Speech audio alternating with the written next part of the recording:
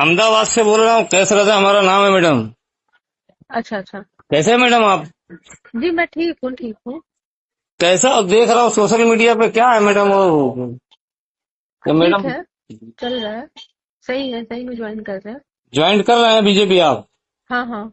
अच्छा, तो क्या ऐसा दबाव आ गया बताइए। अब हम लोग जो एक तरफा आपके साथ आया है और उसके बाद जो इस कदर जिस बीजेपी के खिलाफ हम लोग आपका सपोर्ट किया अब उसी में जा रही है, तो ये ठीक है। हाँ बिल्कुल ठीक है। अच्छा। मैं जीती तो नहीं ना चुनाव की, आप कहते कि जीत के धोखा दे के चली गई। मैडम ये तो धोखा ही नहीं हुआ नहीं, ना आप हम लोग के नहीं साथ। नहीं, एक जी मिनट जी रुकिए। जी जी, पहले कहिए आप कहिए। पहले सुनिए, मेरी पूरी बात सुनिए। जी जी कहिए। जिस वक्त आप लोग आप लोग हमारे साथ थे, जी ठीक है। जी जी जी जब मैं अहमदाबाद में थी और वहां से जब लौट करके आई, सब जगह गई, जी जी मुझे बीजेपी से टिकट मिला लड़ने के लिए, यहाँ से परिहार से। जी जी मैंने नहीं लिया टिकट, मैंने कहा नहीं लड़ूंगी। जी मैं उन मुसलमानों के भावनाओं का अनादर नहीं कर जी सकती जी जी जो मेरे लिए उतर चुके हैं फील्ड में, जी ठीक है। बिल्कुल बिल्कुल वो अगर सही है। मैं लालची होती तो जी उस वक्त अगर मैं टिकट ले ली होती तो आज मैं बीजेपी से विधायक होती बिल्कुल। परिहार की। हाँ हाँ बिल्कुल। ठीक है।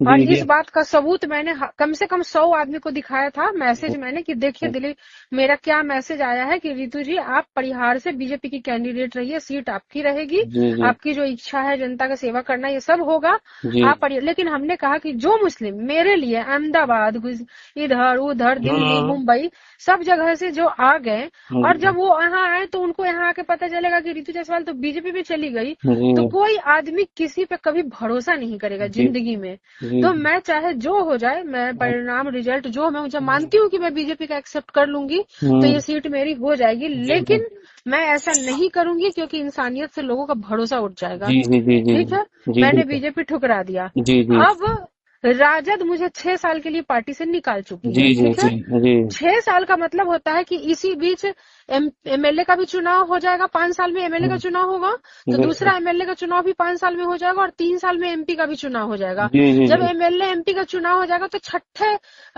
छठे साल में वो हमें पार्टी से कहीं हाँ, लेना उनका इच्छा हो, वो तो कहीं बात की मन बात है करे नहीं, वो तो तो बहुत वो बात। लेंगे। हाँ, जी तो जी। मान लीजिए वो छठे साल में भी मुझे लेते, चलिए मान लीजिए मैं आप लोगों के कारण हम्म, मैं नहीं जाती हूँ कहीं भी बीजेपी में, और जी मैं 6 साल इंतजार करती हूँ, और जी 6 साल के बाद अगर वो मुझे ले भी लेते हैं तो अगला चुनाव तो उसके 5 साल बाद आएगा ना। जी जी वो तो तो बिल्कुल। आप चाहते हैं कि मैं 10 साल इंतजार करूं तो मैं हम्म, करने के लिए तैयार हूं, नहीं लेकिन मैडम। आपको भी अपने ईमान से काम करना पड़ेगा और जवाब अपने ईमान से देना होगा। आपको काम की जरूरत है या आपको छाप की जरूरत नहीं है। नहीं मैडम आप देखिए। छाप का त्याग, मैंने आपके त्याग से बड़ा त्याग छाप छोड़ करके राजद के टिकट को ठुकरा के किया है, लेकिन आज जब मुझे दिख रहा है कि 10 साल तक राजद में मेरा कुछ हो ही